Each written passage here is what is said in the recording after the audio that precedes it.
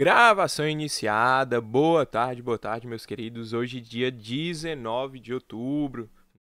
Estamos dando continuidade aí a mais um JEDzinho, né? Infelizmente, muitas quintas-feiras, né? Estão sendo feriados. E aí tá atrapalhando um pouquinho o nosso JED. Mas fiquem tranquilos que vai dar tudo certo. A gente vai conseguir ver tudo para nossa AV2, tá? Seja de maneira síncrona, né? Aqui ao vivo com vocês, seja postando alguma coisa para complementar lá no nosso canal no YouTube, tá? E aí, antes da gente começar, eu vou rapidamente mostrar para vocês aqui lá no nosso canal do YouTube. Eu postei já as nossas aulas, tá? Que estávamos faltando, mais precisamente, é de número 7, tá? É isso.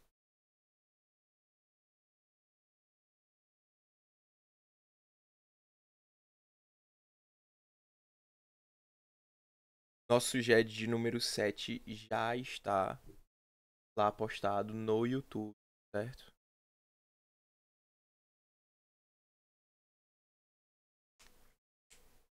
É o GED da parte 1 da unidade 5, tá? Muito importante.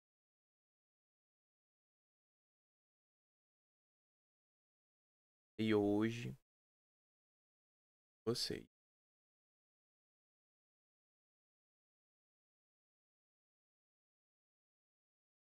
Tá querendo carregar?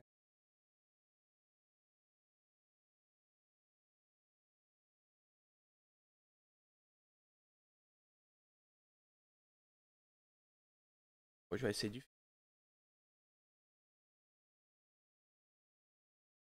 Querendo carregar. Mas já tá postado, vou mandar pra vocês também depois lá no grupo, tá certo? E aí, a presença dele é bem simples, só responder o formulário que tá na descrição, tá? Bem tranquila, não tem que mandar foto, não tem que mandar nada, e uma presença bem de boa pra vocês, tá? E aí, outro aviso, né, extremamente importante, tá? Sobre o nosso trabalhinho aí pra AV2, tá? Nosso trabalho, gente, basicamente já tá feito, né? Já tá tudo ok. A Aline basicamente vai enviar para vocês, tá? E aí vocês vão ter aí até domingo, tá bom? Pra fazer, beleza? Então, acredito que hoje mesmo aí a gente já vai estar liberando para vocês, tá? Eu mandei mensagem aqui agora no grupo. Já poderia liberar logo hoje. Mas caso não seja hoje, amanhã, e aí vocês vão ter sexta, sábado e domingo para poder fazer o trabalho, tá? O trabalho, gente, são 20 questões, tá bom? Toda aí voltada pro nosso conteúdo de unidade 5, principalmente, tá? Basicamente, é uma grande revisão para nossa prova também, certo? E cada questão vale 0,1 pontos, tá? Então, você pode ganhar até 2 pontos extras, tá, gente? Não deixem de fazer o trabalho, tá, pessoal?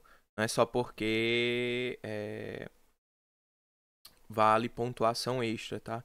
Mas é porque é uma maneira de vocês conseguirem revisar também sobre o assunto, tá? É muito importante, é importante que vocês consigam fazer isso. Geralmente a galera sempre sai muito bem, né? No semestre passado a galera saiu muito bem. Tiveram algumas pessoas que conseguiram as 20 questões. E, se eu não me engano, a média do semestre passado ficou em 18 ou foi 17 acertos, tá? Então aí uma média muito boa, né? De 20 questões, você conseguir acertar 17, 18, tá excelente, beleza? Sobre as unidades, né, que vão cair na prova. Gente, basicamente, o que vai cair na prova é tudo que a gente viu após a V2, tá? Então, a última parte da unidade 2, se eu não me engano é a unidade 2, parte 4, tá? Mas é a última parte ali que fala sobre a prescrição e tal. Vai ter provavelmente aí alguma questãozinha sobre isso, sempre tem, é um assunto muito importante. E a unidade 5 até onde a gente for, tá? A professora na sala de aula, já finalizou a parte 3 na segunda-feira, tá? Pelo que eu conversei ali com a galera, já finalizou a parte 3 na segunda-feira. Se ela não tiver finalizado na sua turma, ela já tá bem no finalzinho. Então, acredito aí que a prova vai ficar beirando aí unidade 5, parte 3, unidade 5, parte 4, tá? Vai ficar por aí mais ou menos. Então, basicamente, final da unidade 2 e a unidade 5 até onde a gente for, tá? Ainda tem a próxima semana todinha de aula, né? Segunda e quarta. Ontem, né, a galera da noite acabou sendo liberada, né, por conta do Mundo Unifor também. Então, a galera da manhã, né, acabou tendo aula. Então, provavelmente a gente vai fazer alguma coisinha aí para poder compensar e todo mundo chegar junto, tá? Fiquem tranquilos, vai dar certo. A V2, a galera costuma tirar uma nota melhor, tá? Do que a V1. A galera aí que foi bem na V1 consegue, obviamente, sair bem também na V2. E a galera que acabou deslizando um pouquinho ali na V1 consegue também se recuperar tranquilamente. Achei se dedicar um pouquinho que vocês vão mandar muito, tá? E aí, basicamente, vocês vão ter o final de semana para poder responder o formulário, tá, gente? Uma coisa, tá? Muito importante. O formulário, ele só aceita uma resposta, tá? Então, você pode entrar e sair dele quantas vezes você quiser. Vai salvar automaticamente ali as respostas e tal. Mas, por favor, só envie de fato quando você tiver certeza, quando aquela for a sua resposta de fato, porque não será permitida outra resposta, tá? Se o próprio Google Forms barra isso, né? Eu botei para não ser permitido, tá? E se a gente verificar que mesmo assim ainda ocorreu duas respostas, o que vai valer vai ser a primeira resposta, tá? Também outra coisa, mais que vocês enviem o formulário, não vai aparecer quais as respostas são corretas, qual é a pontuação de vocês, tá?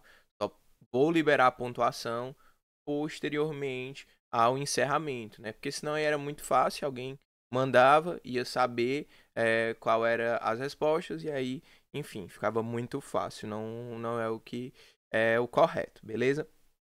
Então, assim, façam com cuidado, façam com cautela, tirem um tempinho aí do final de semana de vocês para poder fazer. Não é algo longo, tá? São 20 questões, mas não é algo longo e você pode conseguir fazer bem tranquilo. É um tempo, né, o final de semana todinho é um tempo muito grande para você conseguir fazer o trabalho, tá? Durante o trabalho, durante esse final de semana, eu e o Jesus, né, a professora também, não vamos poder estar tirando dúvidas de vocês em relação às questões, tá? Então tomem cuidado com isso também. Sei que às vezes alguma pessoa acaba perguntando alguma coisa e tal, enfim. Então peço também até que vocês tenham cuidado no grupo relacionado a isso e tal, né?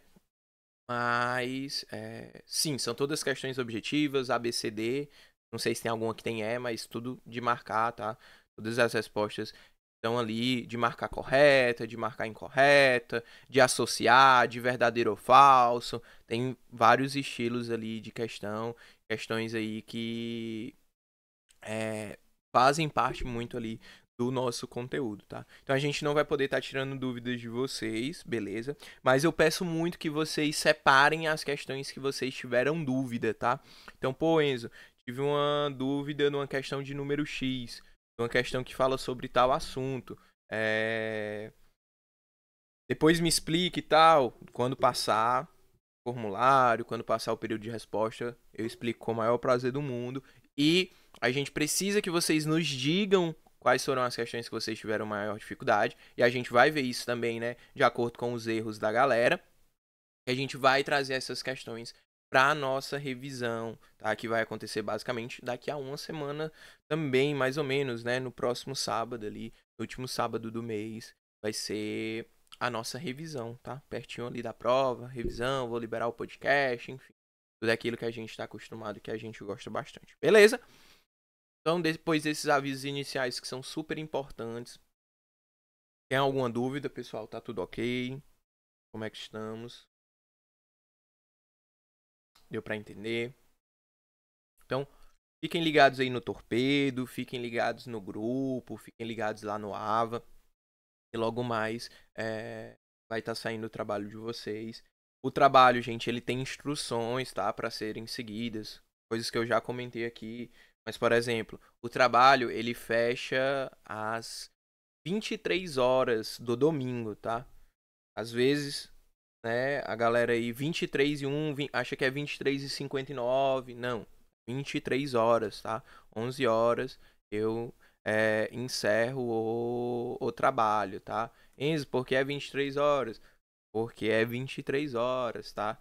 Então, se atentem de fato para vocês fazerem dentro do horário, dentro do previsto ali, porque vocês só têm a ganhar realizando esse trabalho, tá? Toda pontuação que vai ser dada é extra, tá? A prova continua valendo de 0 a 10 normal, e não há nenhuma hipótese de aplicação de uma segunda chamada de trabalho, depois que saiu a nota, professora, deixa eu fazer o trabalho, tal, não sei o quê. Não, a oportunidade de você fazer é essa de agora e não desperdice, tá, gente? Eu tenho muito isso pra mim, que eu não desperdiço essas oportunidades que tem de pontuação extra e tal, enfim. E é importante também, né, o professor ver ali que você tá fazendo, que você é uma pessoa empenhada, enfim. Isso é importante também, tá certo? Vamos passar das nossas considerações iniciais. Hoje a gente vai falar sobre o empregador, tá, gente? Parte 3 ali, ela é uma das maiores da unidade 5, tá? Vou ver até onde a gente vai conseguir ir hoje nela. Fiquem tranquilos também, como eu disse, caso a gente não consiga ver tudo aqui ao vivo, a gente só tem mais um GED, né, na próxima quinta-feira. Caso a gente não consiga ver tudo aqui ao vivo, a gente vai ter gravações também postadas para vocês, para poder conseguir solucionar isso, tá? Então, vai dar certo. Utilizem os GEDs também gravados como uma maneira de revisão, tá? Mas basicamente, o empregador, né, ele tá definido lá no artigo 2º da CLT, tá bom? Diz basicamente, ó, considera-se empregador a empresa individual ou coletiva que, assumindo os riscos da atividade econômica, admite, assalaria e dirige prestação pessoal de serviço, tá? Vou abrir aqui a CLT pra gente, vou precisar bastante dela, espero que o meu notebook colabore com isso, porque o YouTube ele não tava querendo abrir.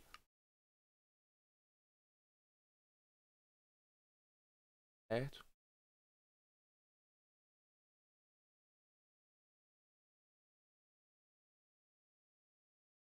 Artigo 2º aqui da nossa. Considera-se empregado individual. Então, o que a gente vai precisar observar? Primeira coisa, né? Pode ser uma empresa individual ou coletiva, tá? Então, tanto pessoas jurídicas, pessoas físicas podem contratar, né? Inclusive, uma grande observação que eu sempre eu falei, né? Semana retrasada, que a gente teve o GED sobre o empregado doméstico, né? Que o empregador doméstico, ele é uma pessoa física, né? Então, o empregador, né, pode ser uma empresa individual ou coletiva, que, assumindo os riscos da atividade econômica, admite, né, assalaria e dirige a prestação pessoal de serviço. Então, quem assume os riscos da atividade econômica é o empregador, inclusive é uma característica que a gente vai comentar daqui a pouquinho. Né? Admite, né, contrata as pessoas, assalaria, dá uma contraprestação, né, àquele serviço que está sendo prestado e dirige aquela empresa, né? Pelo o poder diretivo que o empregador tem, que a gente vai estudar isso hoje também, tá? Muita atenção, pessoal, ao parágrafo 1º, tá? Do artigo 2º, ó. Porque equiparam-se ao empregador, para os efeitos exclusivos da relação de emprego, os profissionais liberais, as instituições de beneficência, as associações recreativas ou as instituições sem fins lucrativos que admitirem trabalhadores como empregados. Tá? Então, é muito importante que vocês se atentem a isso, porque às vezes isso é cobrado em tipo VOF ou marca alternativa correta. Tem lá, tipo, associações sem fins lucrativos não podem admitir trabalhadores como empregados, tá? E aí, falso, né? Porque equiparam-se ao empregador, tá? O parágrafo primeiro, ele é extremamente importante, tá? Muito importante. Daqui a pouco a gente vai já voltar um pouquinho aqui para os outros parágrafos. Então ali, ó, o empregador, ele é toda pessoa física ou jurídica, ou então ente despersonalizado, né, o condomínio, o espólio, a massa falida, que contrate empregado, certo?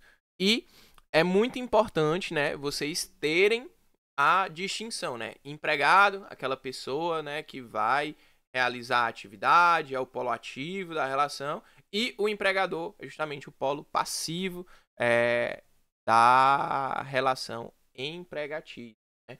Muito importante que você saiba a nomenclatura, tá? Para não te confundir. Então, empregado, sem o R, é o trabalhador, né? Pessoa que exerce aquela atividade, aquela função em si que faz o trabalho. O empregador, né?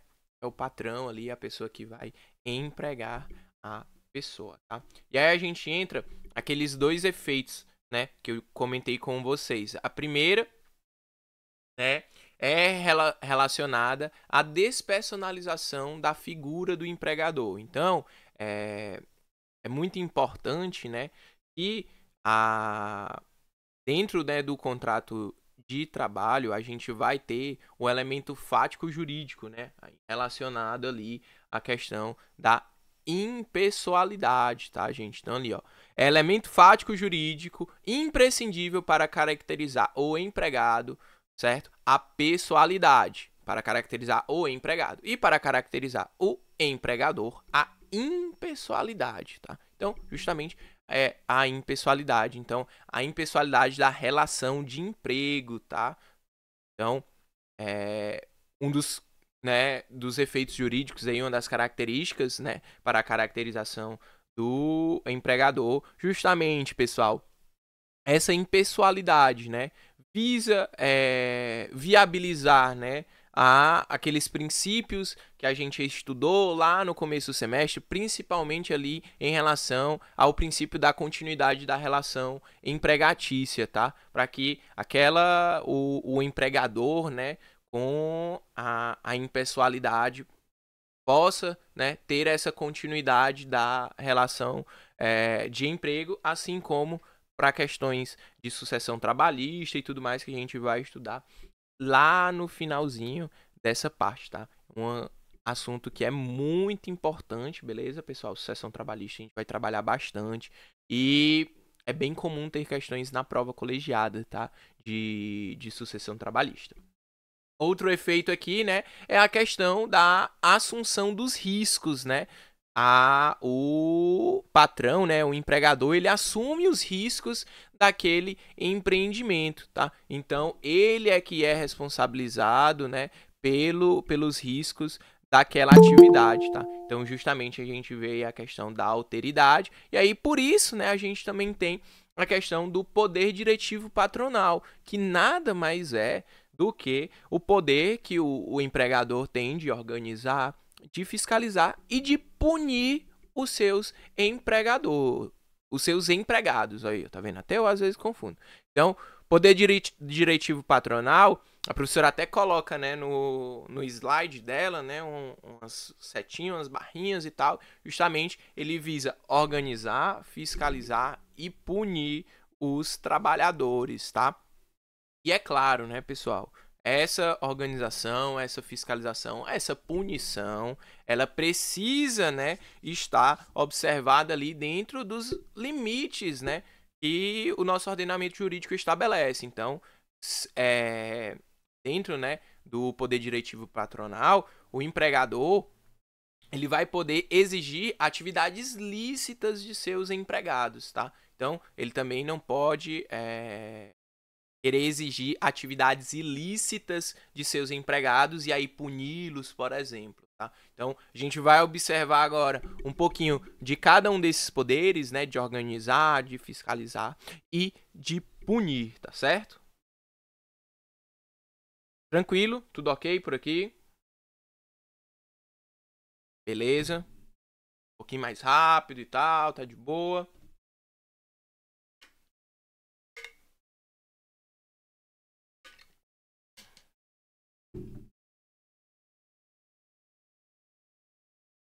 Tá o sol na cara aqui que eu tô. Calor. Ok, então vamos lá. Então, em relação ao poder de organização, gente, poder de organização, ele nada mais é do que como, né, o empregador vai organizar, vai dispor do seu empreendimento, da sua organização. Então, quais serão as estruturas da empresa, quem vai comandar o quê, vão ter uns gerentes, vão ter as pessoas que vão, de fato, operacionalizar aquilo, enfim. Então, o empregador, dentro dos limites legais, é claro, né, novamente, ele pode organizar a sua empresa da melhor maneira, da maneira mais adequada, né? Por exemplo, criando ali um regulamento interno, né, com indicando como que vai funcionar a empresa. Inclusive, é muito importante, né, quando você... Inclusive, aí fica a dica, tá? Para quando você for, enfim, fazer entrevistas de emprego e tal, procure, né, como é que funciona essa parte de organização da empresa, né? Tipo, se a empresa tiver missão, visão, valores, qual é o objetivo da empresa e tal, porque você se destaca, né, entre os demais concorrentes ali durante uma entrevista de emprego, porque mostra que você pesquisou, que você sabe, que você conhece um pouco ali da empresa também, isso é bem interessante. Poder de fiscalização, tá, gente? E aí envolve, né, questão de controle de acesso, então, sistema de segurança, sistema de ponto, por exemplo, né, uma maneira de fiscalizar se aquele serviço está sendo executado ou não, tá? Então, por exemplo, bem comum aí, né, que se tenha câmeras, né, nos estabelecimentos, né, nos departamentos, para poder verificar se tá tudo ok, né? Eu acho muito engraçado um vídeo que tem, é tipo assim, dois caras que estão trabalhando e eles fazem qualquer coisa menos trabalhar, né? Eles ficam jogando, eles ficam conversando, eles ficam vendo vídeo, tipo, de perna assim pra mesa, até que, tipo assim, um deles observa que tem uma câmera, né? E aí ele bota a máscara e começa a trabalhar junto com outro cara e tal, enfim. Negócio muito engraçado, talvez seja combinado. Mas enfim, é um negócio que realmente faz, né, muito ali a questão do poder de fiscalização, porque, querendo ou não, né, você vendo, né, que você está sendo monitorado, que você está sendo observado, você cria, né, um certo senso na sua cabeça de que alguém está te observando, alguém pode estar te monitorando, alguém pode estar vendo se tu está trabalhando ou não, e isso pode, né, implicar em possíveis punições para você, tá? Eu lembro que quando eu estagiava no escritório, a galera brincava muito. Lá tinha umas câmeras, né? Na sala que eu estava. Aí a galera brincava muito que o advogado, né? O dono do escritório, ele ficava vendo as câmeras e que as câmeras tinham som, né? E aí que ele ficava ouvindo o que a gente falava e tal, enfim. Não faço ideia se isso realmente acontece. Mas ali o empregado. E aí, obviamente, né, gente? Não se pode, né, ter câmeras e afins dentro de banheiros, vestuários, né? Tem que ser de fato um ambiente ali que seja mais comum, né? Que de fato a pessoa vá monitorar o serviço daquela pessoa, controlar a execução do serviço. Uma câmera num banheiro, por exemplo, não vai ser com o objetivo de controlar a execução do serviço, saber se aquele serviço está sendo de fato prestado ou não. Vai ser para outros fins. Então, não é permitido. E aí, a gente entra na questão, né, da revista, né, gente? A gente basicamente faz duas diferenças, tá? Entre a revista pessoal e a revista íntima, tá? A revista pessoal, gente, ela é relacionada ali aos bens do empregado, tá? Então é uma revista mais visual, por exemplo. Então acontece muito de empresas, não sei se vocês já perceberam, mas empresas que geralmente fornecem fardamento para os seus funcionários, elas muitas vezes não colocam um bolso, por exemplo, no fardamento, ou coloca tipo um bolso falso, né, que não dá para você colocar nada, por exemplo. As empresas fornecem, por exemplo, bolsas para os seus funcionários, e aí é uma bolsa transparente, por exemplo. Então, quando a pessoa está entrando, está saindo ali do estabelecimento, é possível, né, visualmente verificar o que tem dentro da bolsa, se ela tá levando ali alguma coisa e tal, enfim. Então, a revista pessoal, né, ela é uma revista mais visual, tá? E aí, claro, ó, a situação deve ser analisada caso a caso, a fim de mitigar os riscos de violação íntima, sempre observando, né, a razoabilidade na prática. Então, Enzo, é razoável ou que aquela revista visual, que aquela, né, essa utilização, né, dessa bolsa, desse, como é?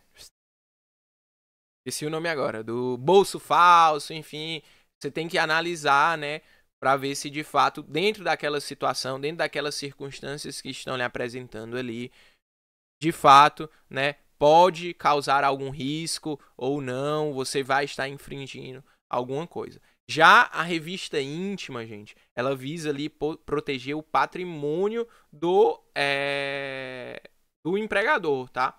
E aí deve resguardar a intimidade e a dignidade do trabalhador, tá? E aí é muito importante, ó. Segundo a jurisprudência do TST, a revista corporal ou que de alguma forma ingresse na esfera íntima do empregado, o expondo desnecessariamente, justifica a reparação por danos morais, tá? Então, inclusive aí, revista íntima, ela pode, né, ocasionar danos morais. E aí, o que é que as empresas geralmente fazem, né? Por exemplo, questão do uso dos equipamentos detectores, né? Um detector de metal, detector disso, daquilo. Então, por exemplo, eu lembro muito quando eu estagiava lá no TRT, né? Eu era ali do fórum do Altran Nunes. E aí, pra gente poder adentrar ao fórum, a gente tem que passar pelo detector de metal, os nossos, né, equipamentos, mochila, enfim, o que a gente tiver, tem que passar ali pelo raio-x, justamente para poder verificar, né, se tá, enfim, possivelmente transportando algo de ilícito, algo que pode vir a machucar alguém, né, ser utilizado no cometimento de um crime, enfim. Então, o uso de equipamentos detectores, por exemplo, é bem comum e é permitido justamente, né, para que se mitigue, né, esses efeitos da revista e para que se evite que ela aconteça, tá? E aí,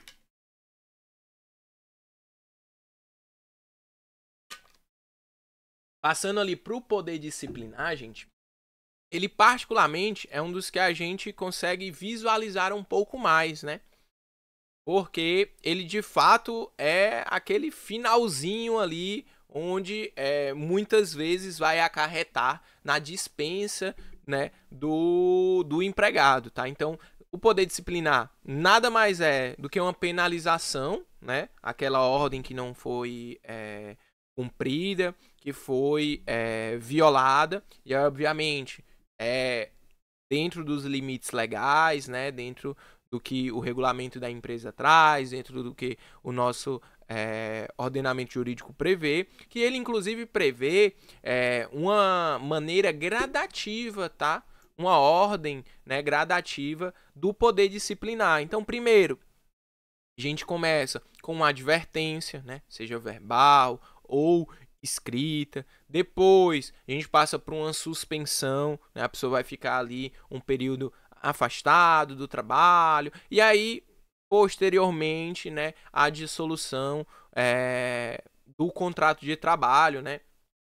E aí a gente lembra das hipóteses lá de rescisão por justa causa lá, que estão no 482, tá? Vou até dar uma olhadinha com vocês lá no 482 agora, só para a gente poder ver algumas hipóteses, né, de dissolução contratual ali, mais relacionadas à justa causa, tá?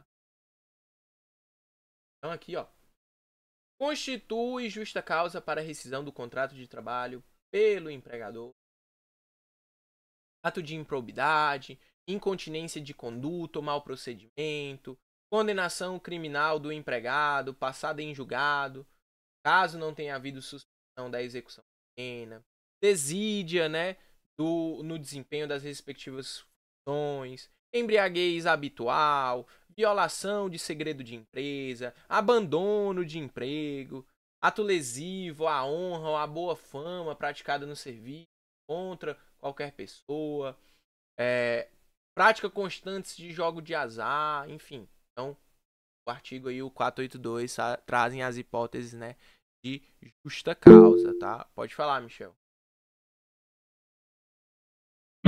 Enzo, boa tarde. Boa. Na empresa que eu trabalhava, eles diziam que para poder aplicar a justa causa tinha que ser uma advertência verbal, 3 por escrita, uma suspensão em seguida a justa causa. Existe isso mesmo? É relativo ou não necessariamente precisa seguir isso? Como era? 3 verbais? Não, uma era verbal, né? Se continuasse, poderia dar mais 3 advertências. A quarta seria a suspensão. E após a suspensão, sim, já teria todos os indícios para dar uma justa causa. Aí eu nunca achei isso em canto nenhum. Eu não sei se será a empresa enfim, que faziam do jeito deles lá, ou se tem isso na legislação, não sei. Boa, boa. O que, assim, a primeira coisa que a gente precisa observar é a situação em si do que vai lhe dar aquilo. Então, por exemplo, poxa, uma pessoa que está desviando dinheiro da empresa, por exemplo. Ela não vai tomar uma advertência verbal para depois tomar uma suspensão, para depois levar a justa causa. Ela vai levar a justa causa de imediato. Entendeu? Então, assim, a gente primeiro tem que pensar relacionado a situação, né? O que pode gerar aquilo é importante ser levado em consideração de primeiro momento. E aí, ó, vou mostrar aqui para vocês 474 também, que fala justamente sobre essa questão da suspensão. Ó. Suspensão do empregado por mais de 30 dias consecutivos importa na rescisão injusta do contrato de trabalho. Ela não traz exatamente, né, tipo, tem que ser feito 3 vezes, tem que ser feito 4 vezes. Não, o que a gente tem no nosso ordenamento é uma progressão, né? E aí, como eu disse, a progressão a ser observada do caso concreto. Então pode ser que a empresa ela fazia dessa maneira porque era uma maneira de conseguir, né? Depois da advertência ali, o empregador, o empregado, né? Mudava, enfim, entendia. Geralmente, a pessoa vai se ligar ali na advertência que vai tomar, né? Mas assim, o que a gente percebe muitas vezes é que acontece de fato uma negligência da empresa, né? De acabar advertindo, de tomar essas medidas gradativas e às vezes acabar, por exemplo, né? Dissolvendo o contrato por justa causa, sendo que na verdade, de fato, era primeiro para ter tido a advertência, depois a suspensão, e aí, por fim, a dissolução, entendeu? Mas, o primeiro baseador disso tem que ser o motivo que ensejou aquilo, né? Então, se já for o motivo lá do 482, se, por exemplo, nessa situação, né, que eu comentei, desvio de dinheiro, isso e aquilo, sim, é rescisão por justa causa mesmo e obrigado, passar bem, tá? Quando a gente for estudar essa parte de dispensa e tal, né, de rescisão contratual, a gente vai ver também com a rescisão por justa causa, uma série de verbas, né, não vão precisar ser pagas, né, como a gente já estudou, por exemplo, do aviso prévio. Poxa, não faz sentido, né, até logicamente, você pagar o aviso prévio ali para uma pessoa que cometeu uma falta grave, uma pessoa, tipo, você vai continuar com aquela pessoa por mais tempo na sua empresa, sendo que, tipo, por exemplo, uma pessoa que está desviando dinheiro, poxa, você vai dar um aviso prévio para ela passar mais 30 dias ali na sua empresa. Ela vai desviar mais dinheiro, entendeu? Então, assim, justamente, baseador de tudo tem que ser o motivo, tá? E aí, a gente tem um instituto que é muito interessante, que é o jus variandi, né? O jus variandi. E ele basicamente é um direito, né, que o empregador tem de alterar unilateralmente as condições de trabalho dos seus empregados, tá? E aí tem alguns exemplos aqui no nosso material. Ó. Vou aproveitar aqui que a gente está certinho. 407. Então, por exemplo, ó, as despesas resultantes da transferência correrão por conta do empregador. 469A também. 46.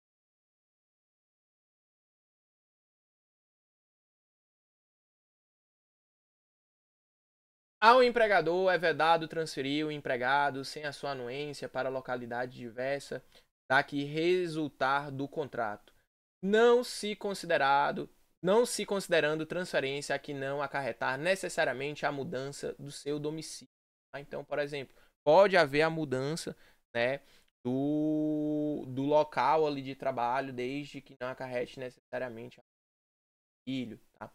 O 468, parágrafo 2º também aqui, ó. 468, parágrafo 2º.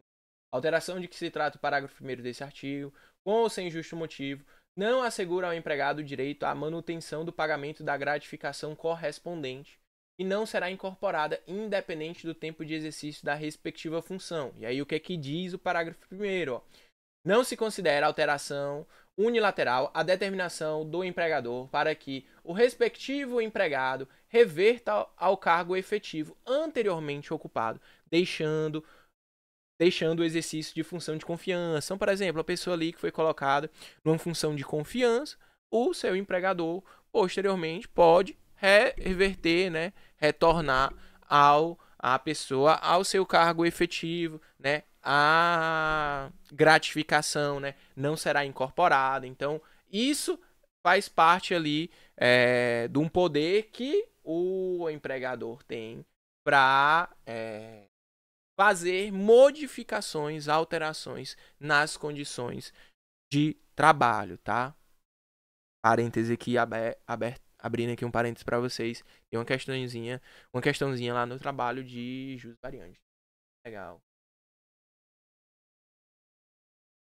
E aí, a gente inicia o grupo econômico. Gente,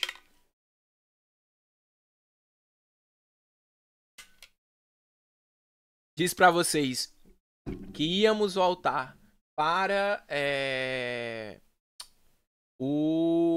o artigo 2º, né, da nossa CLT, e voltamos para o artigo 2º da CLT. Primeiro eu vou mostrar para vocês lá, né, e aí depois a gente traz para cá, tá? Vamos voltar aqui para o artigo 2º.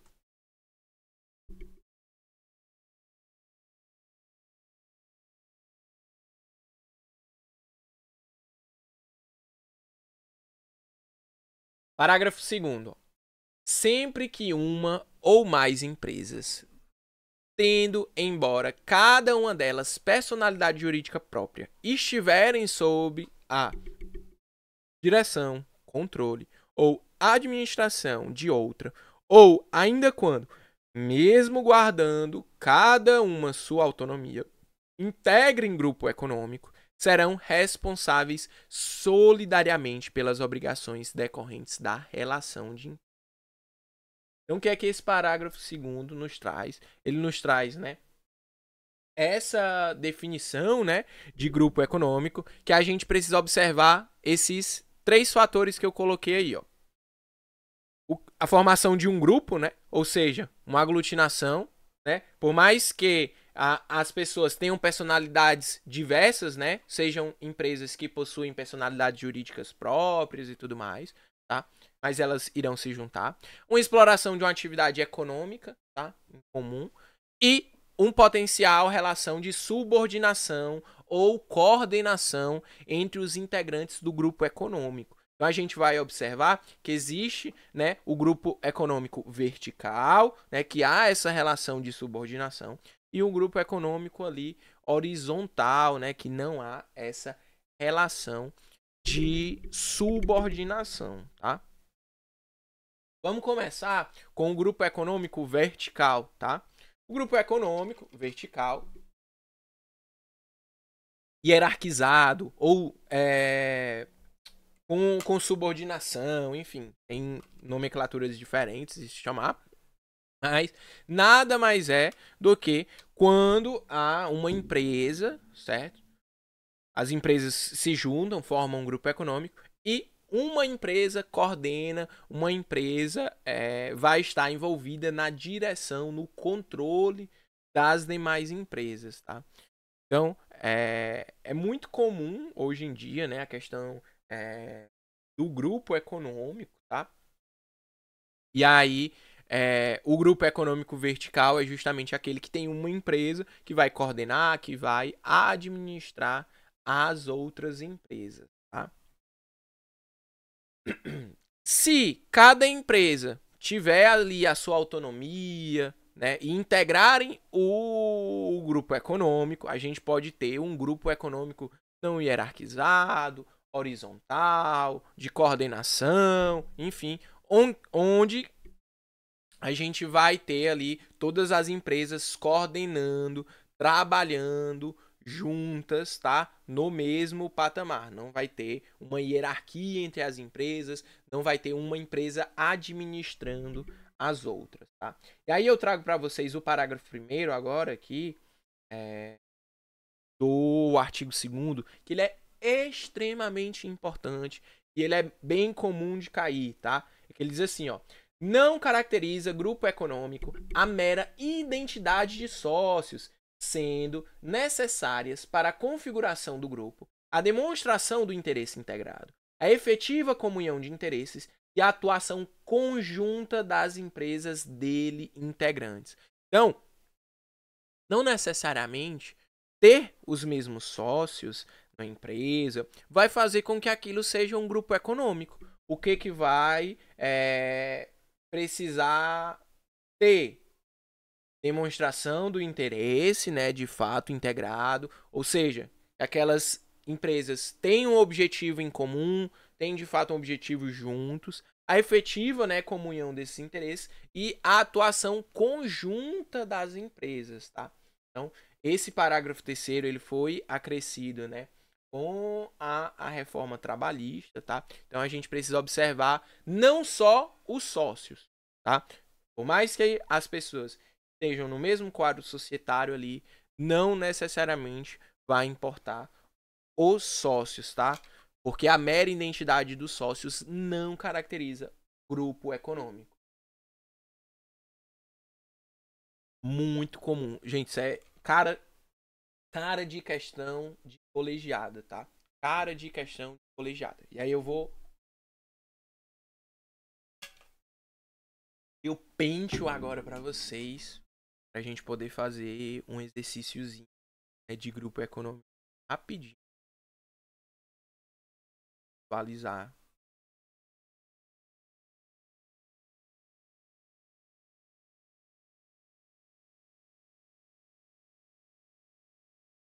Todo o tempo do pente.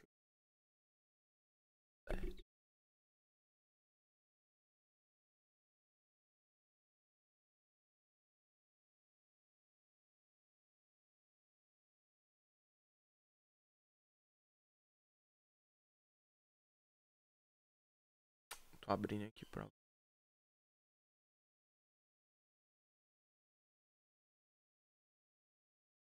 Parará.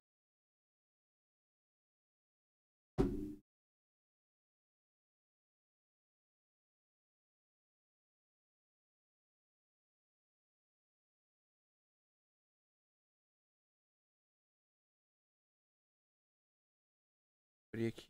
Vou botar.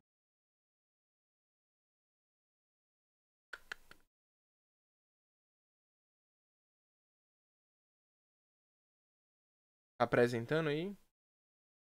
Não conseguindo visualizar.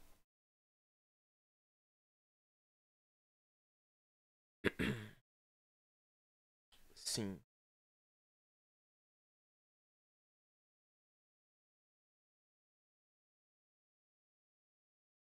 Então vamos lá, gente. A gente vai criar aqui duas situações, tá?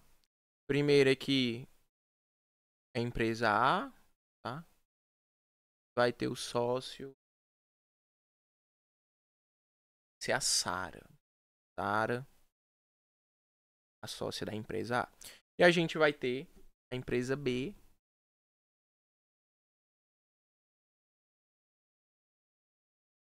Vai ter como sócia e a Alice. A Alice como sócia da empresa. Vamos botar mais uma empresa. Vamos botar mais.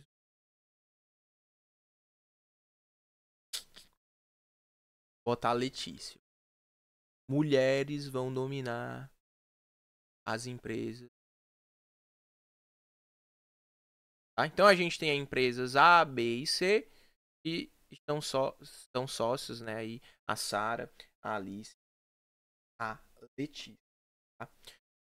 A empresa da Sara, gente, ela é uma empresa de academia, certo? Ela tem uma academia aí, concorrente da Smart Fit. Ela criou aí a Sara Fit, tá? E aí está concorrendo aí, né, como uma das maiores academias do Brasil. Já a empresa da Alice, ela tem uma empresa de suplementos. Suplementos. É, sei lá, uma empresa aí de suplementos. Não sei, eu não tomo, né? Mas é uma Natural Alice, pronto. Empresa, tá? Suplementos. Já a Letícia, ela não gosta muito dessa parte de atividade e tal. Então, ela tem uma, sei lá, uma loja de roupas. Loja de roupas.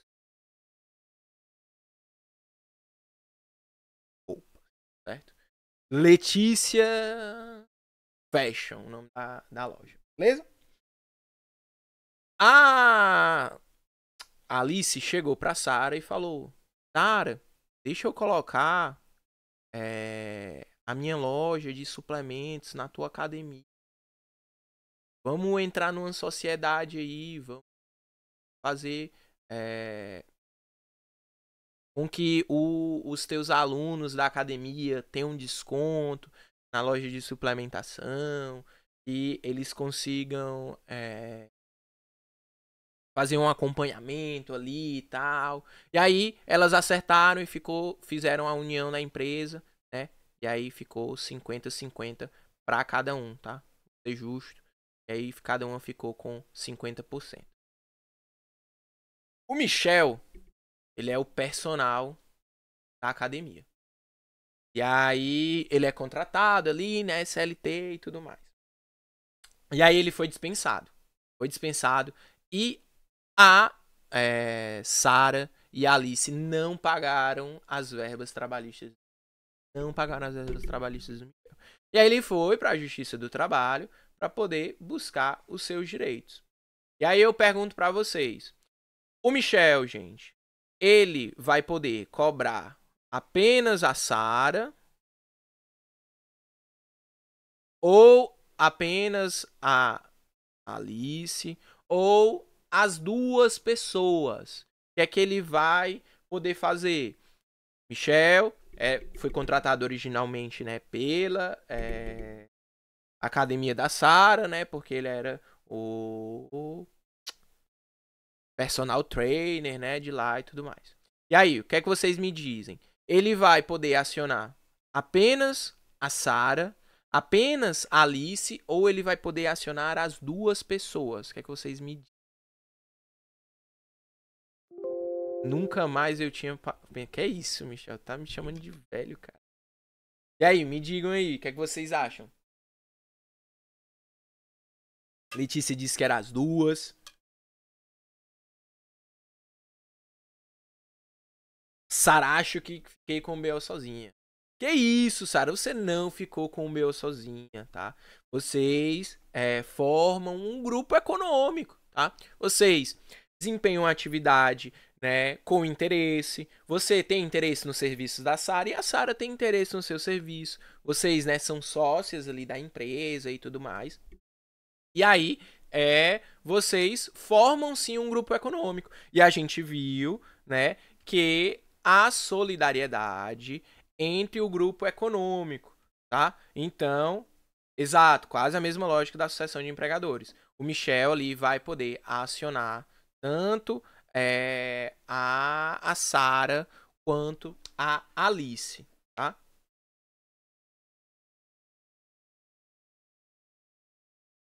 Não, eu formalizei a sociedade, pô. Tá aqui, a sociedade tá formalizada, 50% é pra cada um.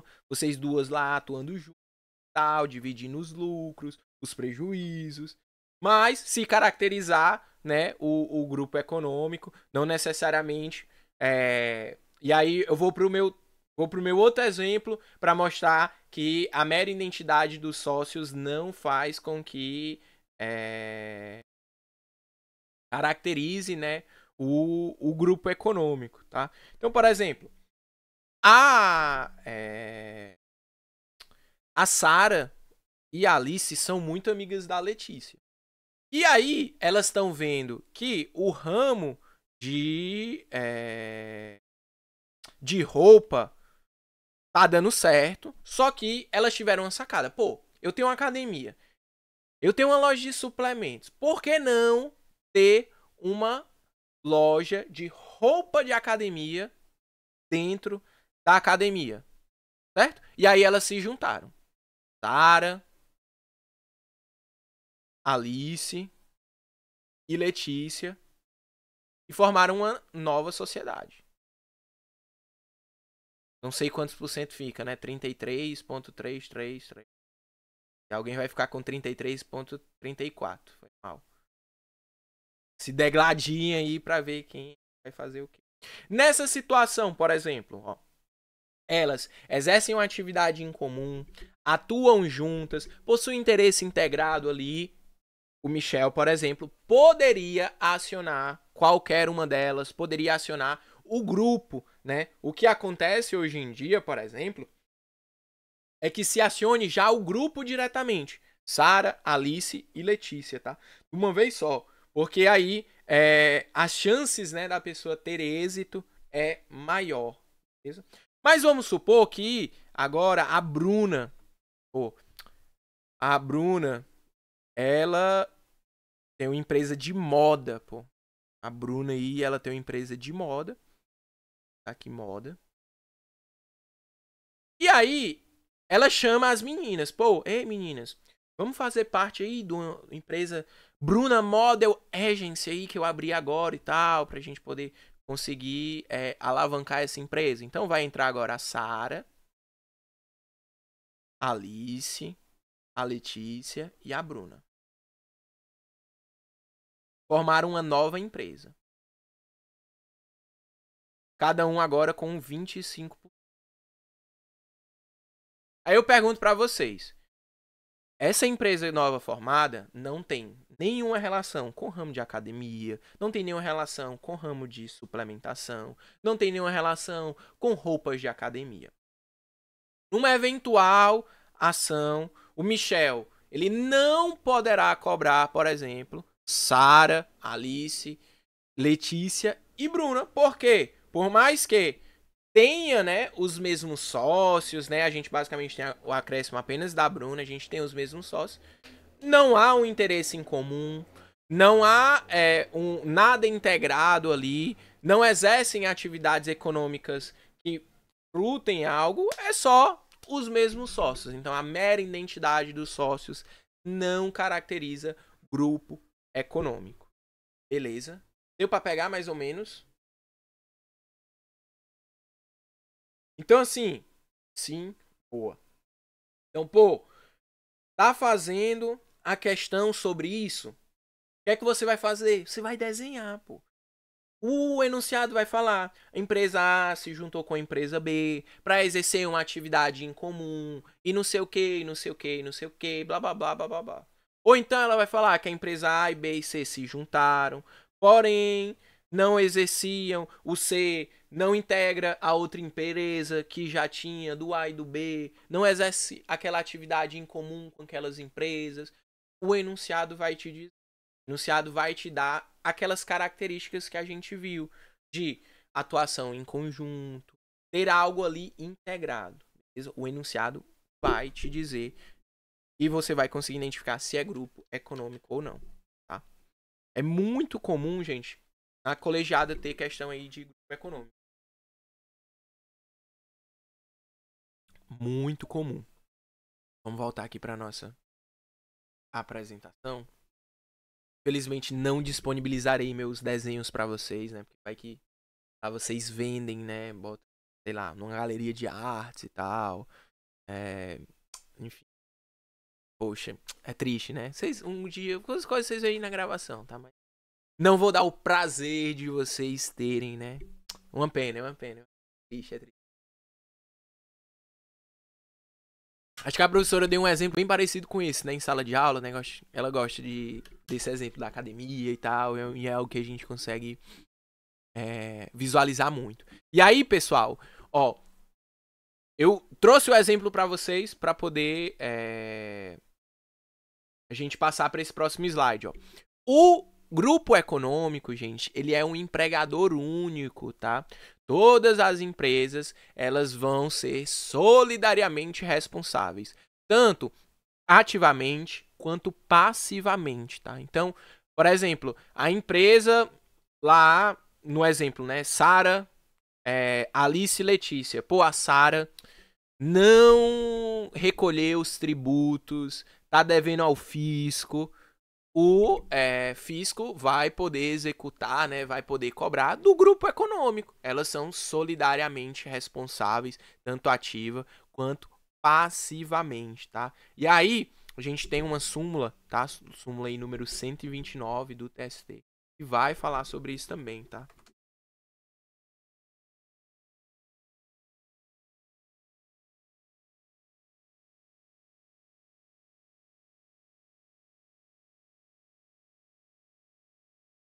Essa súmula, gente, ela é muito importante. A prestação a mais de uma empresa do mesmo grupo econômico durante a mesma jornada de trabalho não caracteriza a coexistência de mais de um contrato de trabalho, salvo ajuste em contrário. Então, por exemplo, Michel, ele é formado em educação física e tal, né? E era o personal trainer. Sendo que depois de um tempo, ele se formou em nutrição também, tá? E aí ele trabalhava, foi contratado originalmente 8 horas, né? Para poder trabalhar lá na academia. Sendo que 4 horas ele trabalhava dentro da academia como personal trainer. 2 horas ele ficava atendendo como nutricionista da loja de suplementação. E ele era desenrolado nas vendas. Então, mais 2 horas por dia, ele ficava na loja de roupa. Enzo, o Michel, ele trabalha na academia, trabalha na loja de suplementos, trabalha na loja de roupas. Ele vai ter mais de um contrato de trabalho? Não, porque a prestação de serviço a mais de uma empresa do mesmo grupo econômico durante a mesma jornada de trabalho não caracteriza a existência de mais de um contrato de trabalho. Enzo, e se não for dentro da mesma jornada de trabalho? Caracteriza, sim, certo? Mais de um contrato de trabalho. Porém, se for na mesma jornada, durante a mesma jornada, não vai caracterizar mais de um contrato de trabalho. Essa questão aí, gente, caiu na prova da monitoria, tá? Para trabalho 1, semestre passado. Semestre passado não, né? No ano passado, para esse ano, né? Minha prova da monitoria tinha uma questão sobre justamente isso. E a resposta era justamente essa. Então, quando cair algo relacionado a isso, o que o enunciado vai te dar? O enunciado vai te dar toda a contextualização, e aí tu vai precisar identificar se é do mesmo grupo econômico, se não é do mesmo grupo econômico e se está dentro da jornada de trabalho. Se estiver dentro da mesma jornada e se estiver dentro do grupo econômico, um contrato de trabalho. Se estiver dentro do grupo econômico, mas em jornadas diferentes, 2 contratos de trabalho. Se não tiver no grupo econômico e não tiver na mesma jornada, se não tiver no grupo econômico, já vai ser outro contrato de trabalho, tá? Entender essa súmula, ela é muito importante, tá? Muito importante. Sim, vocês verem o peso dela, ela caiu na prova da monitoria. Então, tipo assim, uma súmula aí que pode vir a cair na prova colegiada, pode vir a cair na V2. Então, ó, questãozinho, ó. Do estilo da Aline, tá? Estilo da Aline. Fulano de tal, trabalha numa empresa tal, que integra grupo econômico, não sei o que. Exerce atividade durante 8 horas diárias, sendo divididas entre a empresa A e a empresa B e tal. Aí, a atuação do fulaninho gera mais de um contrato de trabalho, verdadeiro ou falso? E aí você vai lá, ó, falso, súmula número 129 TST. Questãozinha acertada. Foi? Deu pra pegar? Me digam aí.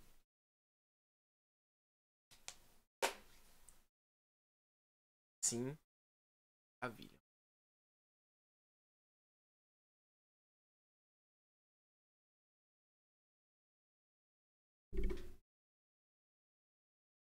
E aí a gente parte para a sucessão de empregadores, tá, gente? Sucessão de empregadores está lá no artigo 10, tá? Da CLT. Aqui no artigo 10 da CLT, para poder... aqui, rapidinho. Qualquer alteração na estrutura jurídica da empresa não afetará os direitos adquiridos por seus empregados, tá? O 10A, gente, ele é muito importante, mas a gente não vai ver ele agora. Daqui a pouquinho. Então, lá no 448 também traz coisas. A mudança na propriedade ou na estrutura jurídica da empresa não afetará os contratos de trabalho dos respectivos empregados. Então, por exemplo, vamos supor que a Sara não quer mais... Sara ganhou muito dinheiro já. Foi mal aí, Letícia. Foi mal, Alice. Mas a Sara ganhou muito dinheiro já. Ela quer viver de perna pra cima pro resto da vida dela. E aí, ela vende a parte dela pra Alice. A Letícia também já não tá mais gostando, já não tá mais legal. E a Alice ali tá com toda a força e compra de tudinha. Pronto, agora é só da Alice. Por mais que tenha tido a mudança na propriedade, né? É outra pessoa agora que vai assumir a empresa, né? Por mais que fosse uma pessoa já de dentro ali, enfim, ela não vai afetar o contrato de trabalho dos respectivos empregados, tá? Então, ali, uma venda, né, entre uma empresa e outra e tudo mais, ela não vai afetar os contratos de trabalho dos respectivos empregados. Eles continuarão empregados daquela respectiva empresa. E aí, claro, né, se a empresa, enfim, quiser demitir os empregados, blá blá blá, ela obviamente vai ter o direito, desde que arque com as custas necessárias, né? Desde que faça a rescisão da maneira como deve fazer, a maneira como correr, tá? Assim como, né? Por mais que quando ocorre essa sucessão, né? Tem essa manutenção do contrato de trabalho e tudo mais.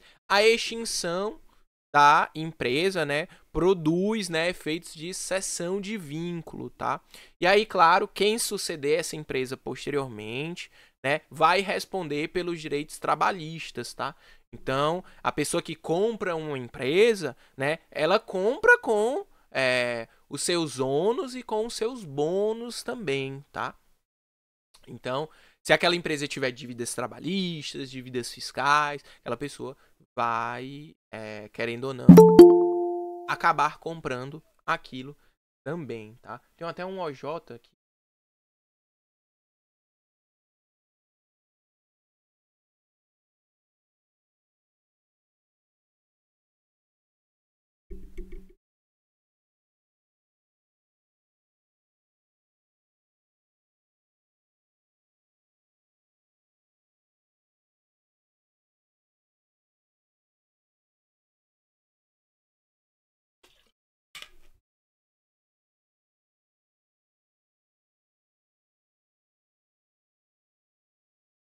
Ó, sucessão trabalhista, aquisição de empresa, blá blá blá blá blá.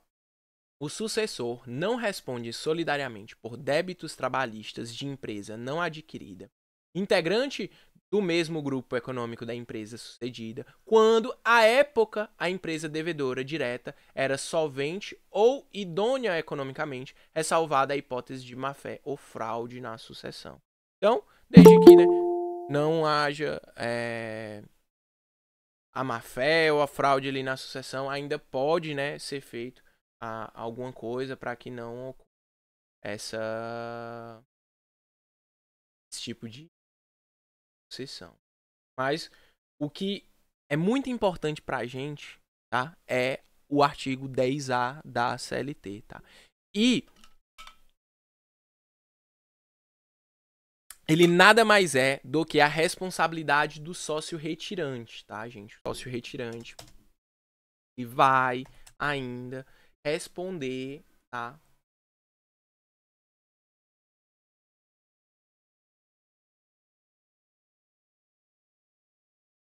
Artigo 10A. Ó. O sócio retirante responde subsidiariamente pelas obrigações trabalhistas da sociedade relativas ao período em que figurou como sócio, somente em ações ajuizadas até 2 anos depois de averbada a modificação do contrato, observada a seguinte ordem de preferência: a empresa devedora, os sócios atuais e depois a execução dos sócios retirantes. O sócio retirante responderá solidariamente com os demais quando ficar comprovada fraude na alteração societária decorrente da modificação de contrato. Então, o que é que o 10A traz pra gente? O 10A traz pra gente que o sócio retirante ele vai ser responsável subsidiariamente das obrigações trabalhistas daquele período em que ele figurou como sócio, somente em ações ajuizadas até 2 anos depois de averbada a modificação. Vocês aí estão fazendo empresarial, provavelmente, boa tarde, provavelmente o professor falou sobre isso também ou vai falar sobre isso também, tá?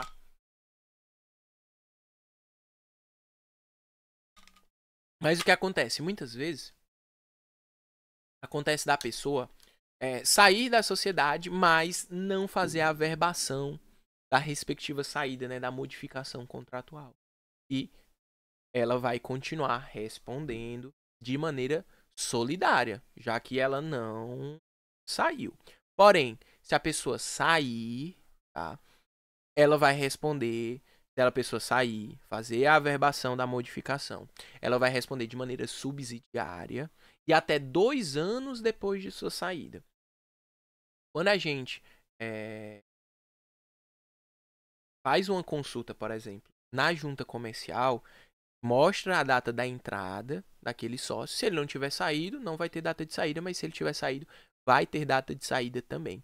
Eu lembro muito, quando eu estagiava lá na Justiça do Trabalho, que quando tinha, né, o incidente da desconsideração da personalidade jurídica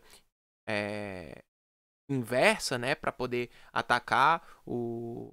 Inversa não, né, a desconsideração da personalidade jurídica normal mesmo. Para poder atacar os sócios da empresa, a gente observava muito isso. Se aquele sócio já tinha sido retirado, se estava averbado, se fazia esses 2 anos ou não, como que estava. Então, uma questão dessa vai te dar que o sócio saiu da empresa, não averbou a modificação ou averbou a modificação em contrato, tal. O que você vai precisar observar? Primeiro, houve a averbação?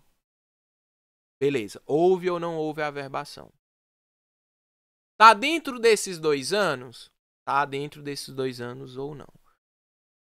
Fazia parte, né, relacionada ali ao período que ele figurou como sócio?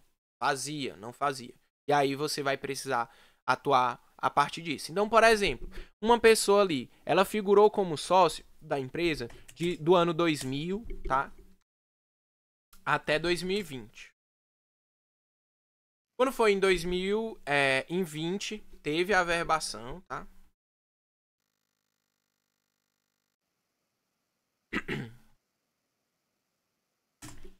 Vamos botar. Foi até 2019 e a averbação só foi em 2000. Se teve a averbação, em 2020 a gente vai contar 2 anos depois da averbação. Então ele vai responder até 2022. Tá? Então, o sócio figurou da empresa dos anos 2000 até 2019. Em 2020 fizeram a averbação da modificação da saída dele e ele vai responder as verbas, né, relativas ao período até 2022. Vamos supor que a pessoa X, tá? Uma pessoa X, pleiteia verbas, tá?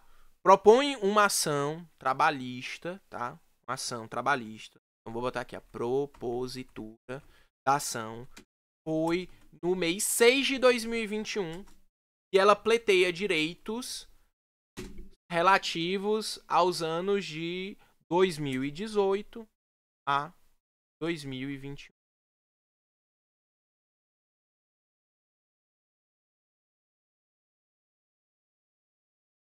Beleza? Pessoa pleiteou ali a ação, propositura da ação no dia 6, ou no mês 6 de 2021, e ela pleiteia direitos ali referentes ao período que ela trabalhou de 2018.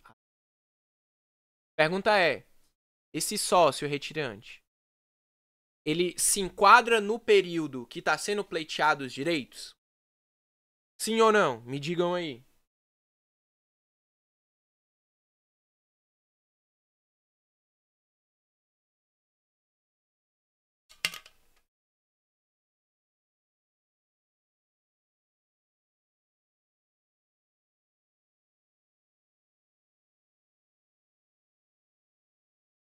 E aí? O cara não era sócio ainda em 2018 e 2019? Tá entendendo não? Pois vamos lá, vamos devagar. A gente precisa observar, ó, isso que tá aqui, ó. O período em que figurou como sócio, então ele só vai responder obrigações trabalhistas referentes ao período que ele figurou como sócio. E somente ações ajuizadas até 2 anos depois de averbada a modificação do contrato. A propositura da ação reclamando os direitos trabalhistas foi no mês 6 de 2021 e ela pleiteia direitos de 2018 a 2021. Esse período que a pessoa está pleiteando os direitos faz parte do período relativo a que a pessoa figurou como sócio? Sim, a pessoa figurou como sócio de 2000 a 2019 e a pessoa está pleiteando direitos ali de 2018 a 2021. Então, faz parte ali, nem que seja, não é num todo, né? Mas faz parte ali a um relativo período. 2. Essa propositura da ação foi dentro de um período de 2 anos depois de averbada a modificação do contrato? Sim, a averbação, como a gente está vendo aqui, foi em 2020. Ele responde, né, até 2022 por conta dos 2 anos e a propositura da ação foi em 2021. Então, nesse caso, o sócio retirante ele poderá ser responsável subsidiariamente pelas obrigações trabalhistas. Ok? Deu para pegar mais ou menos? Vamos para outro exemplo agora, tá? Vamos para outro exemplo. Mesmo sócio, tá? De 2000 a 2019, a averbação em 2020, responde até 2022. E aí agora, a propositura da ação a propositura da ação continua no mês 6 de 2021. Porém, a pessoa está pleiteando agora direitos relativos ao ano de 2021, que foi os 6 meses que ela trabalhou ali.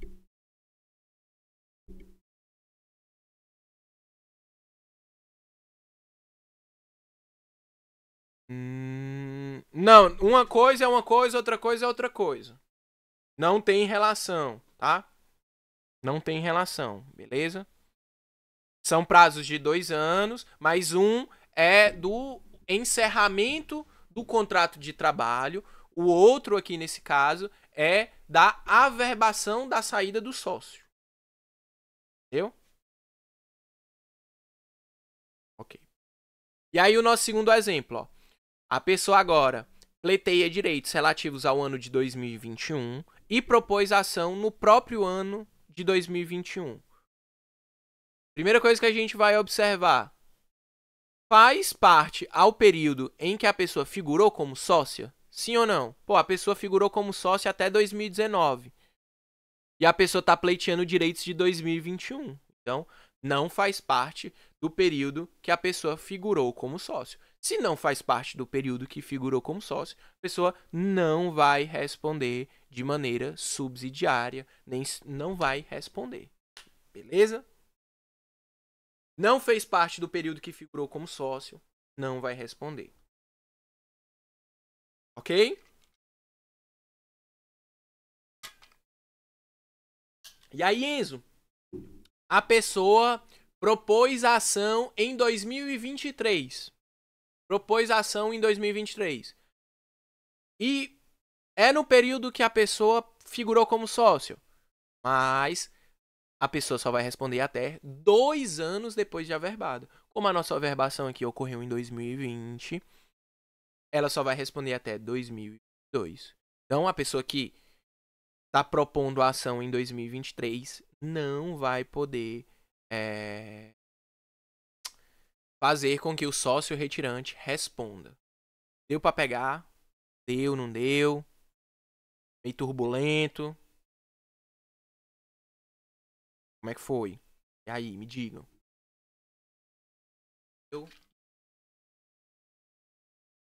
Ok? Então, o que é que a questão vai dizer para vocês no enunciado?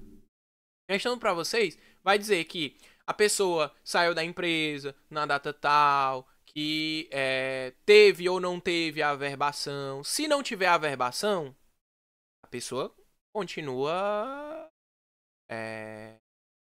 respondendo ali, tá? Não tem essa. Então, geralmente, a empresa vai te dar todas essas informações.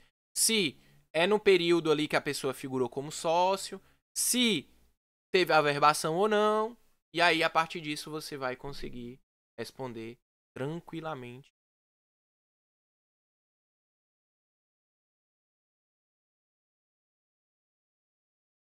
E aí, ó, se ficar comprovada fraude, tá? Ficar comprovada fraude, esse sócio vai responder de maneira solidária, tá? Não subsidiária. Subsidiária porque ele responderia só depois, né? Primeiro a empresa, depois os sócios atuais e depois ele.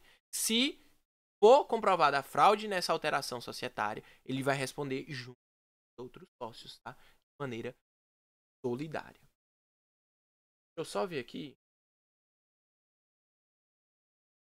Tá.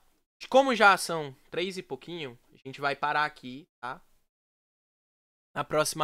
No próximo GED, a gente vê essa parte do consórcio de empregadores, tá? E consórcio de empregadores rurais. Vai ver também a questão da terceirização, tá? Terceirização e contrato de trabalho, PJização e a terceirização na administração pública, tá? E aí a gente encerra essa parte 3 da unidade 5, tá? Muito provavelmente a Aline vai ver com vocês um pouquinho aí da unidade da parte 4, tá?